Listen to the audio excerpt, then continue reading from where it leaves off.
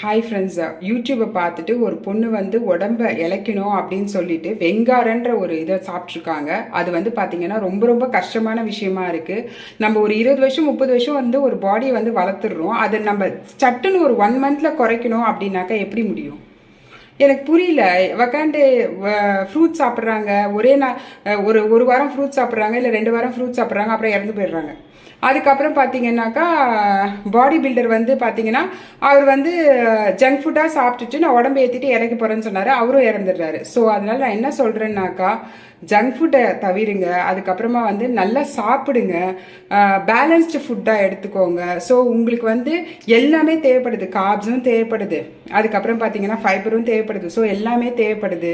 அப்சார்ப்ஷனுக்கு வந்து அயன் அப்சார்ப்ஷனுக்கு வந்து விட்டமின் சியும் தேவைப்படுது. ஸோ கொஞ்சமாவது நடமாடுங்க.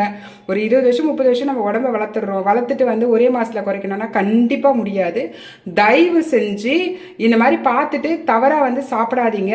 ஏன்னா உங்களுடைய உறவுகள் வந்து பாதிக்கிறத வந்து பார்க்க முடியல. தேங்க்யூ.